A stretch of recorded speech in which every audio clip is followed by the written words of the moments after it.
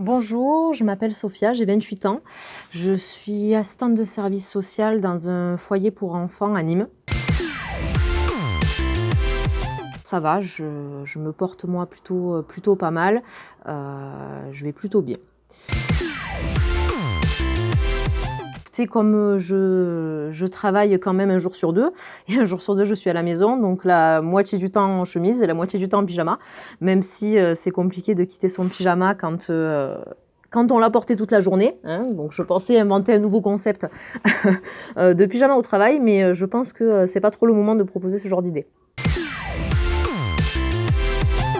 Beh, bien sûr que c'est long. C'est long pour moi, donc j'imagine bien que c'est très long aussi pour d'autres, et je pars du principe que le confort qu'on peut avoir à la maison ou au travail change beaucoup dans la capacité justement à gérer ce temps-là.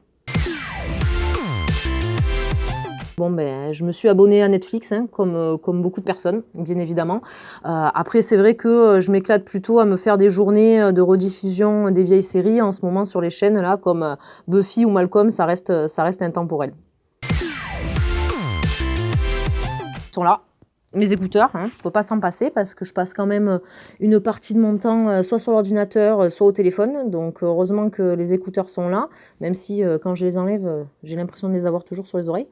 Mais voilà, heureusement qu'ils sont là, ça évite les crampes. Ben oui, je pense comme beaucoup de personnes, eh ben, le ménage, hein, on récure tous les coins possibles et imaginables de la maison. Des travaux qu'on a reportés depuis des mois où il fallait poncer la vieille table de la mamie, et ben voilà, la même chose que tout le monde, on essaie de s'occuper un peu de jardinage aussi.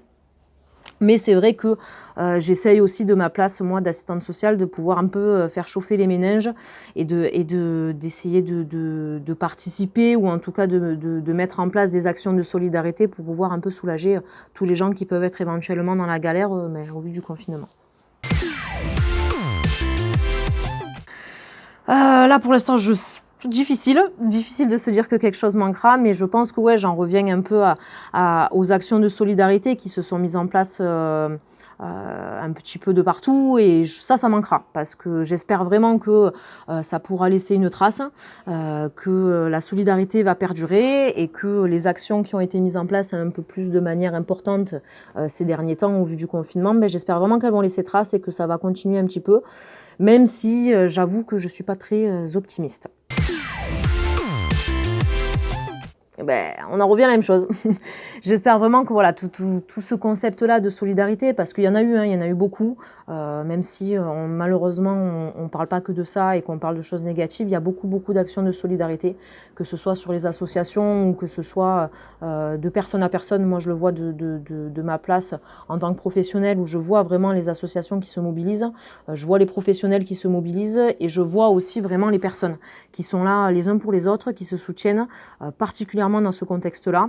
Donc ça nous montre aussi tout ça que ben, l'homme il n'est pas invincible et qu'il faut se le rappeler. Et que si finalement ben, le monde après ce confinement et après cette épidémie-là pouvait un peu faire redescendre certaines personnes de leur piédestal et qu'elles puissent prendre des décisions ben, au plus proche finalement des besoins des populations, ça serait pas mal. Un message à faire passer, oui. Un message à faire passer personnel et professionnel. Pour les jeunes dont je m'occupe, pour mes jeunes et pour tous les jeunes qui sont accueillis en protection de l'enfance.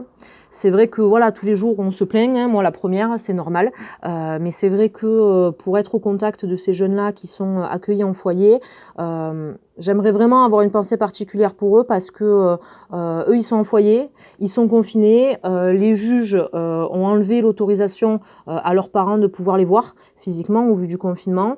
Il y a beaucoup de jeunes qui sont malheureusement abîmés par la vie quand ils sont accueillis dans ces foyers-là. Et en ce moment, par exemple, ils ne peuvent pas ou très peu bénéficier de soins psychologiques. Donc c'est très difficile pour eux. parce qu'ils sont confinés dans un foyer, que certes, bien évidemment, beaucoup d'éducateurs spécialisés, moniteurs éducateurs sont mobilisés pour leur apporter toute la considération et toute l'attention nécessaire, mais c'est pas suffisant, parce que c'est pas l'amour, c'est pas l'attention de leur famille. Donc vraiment, je voudrais avoir une pensée pour tous ces jeunes qui sont accueillis en foyer, à tous mes jeunes aussi, dont je m'occupe, pour qui souvent la vie n'a pas fait de cadeau. Et je trouve que dans ce contexte très compliqué, ils gèrent plutôt pas mal. La preuve en est, en tout cas sur le foyer où je travaille, ils gèrent plutôt pas mal les choses, plus que certains adultes, je pense. Donc vraiment, voilà, un gros big up à eux. Merci.